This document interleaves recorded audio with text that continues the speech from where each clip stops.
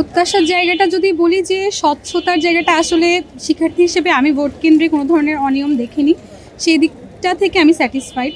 কিন্তু ফলাফলের দিক থেকে আমি একটু মানে অবাক হয়েছি এই দিকটা ভেবে যে আমাদের মনে হয়েছিল একটা সবগুলো প্যানেল থেকে একটা সবাই মিলে একটা রেজাল্ট আসবে, কিন্তু যখন একচেটিয়াভাবে রেজাল্ট এসেছে তখন ব্যাপারটা একটু অবাক হয়েছি। ডিসস্যাটিসফাইড এটা বলবো না, ছাত্র শিবির যেহেতু একদমই আমাদের কাছে নতুন একটা দল, মানে যাদের কর্মকাণ্ড আমরা একদমই দেখিনি, তো এই ক্ষেত্রে কিন্তু আমাদের একটা প্লাস পয়েন্ট আমরা এবার দেখতে পাবো যে তারা অ্যাকচুয়ালি কোন ধরনের আদর্শ বিলং করে।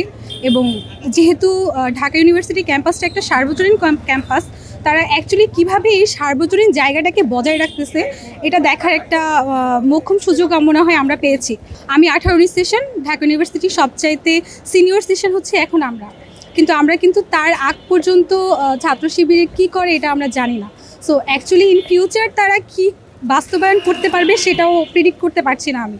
যদি কিছু আগে দেখে থাকতাম তাহলে হয়তো বা প্রেডিক্ট করতে পারতাম। একদম নতুন একটা দলকে তো আমি প্রেডিক্ট করতে পারবো না যে তারা অ্যাকচুয়ালি কী করবে, বাট আমি আশাবাদী যেহেতু তারা লাইক নির্বাচনের পরপর যে ধরনের শোডাউন বা যে ধরনের বিশৃঙ্খলাগুলো হয় সেগুলো যেহেতু হয়নি, তারা যেহেতু তাদের ইশতেহার নিয়েই কাজ করে যাচ্ছেন, বারবার এই কথাগুলোই বলছেন, তো আমরা আশাবাদী যে তারা ইশতেহার পূরণে সর্বাত্মক চেষ্টা করবে।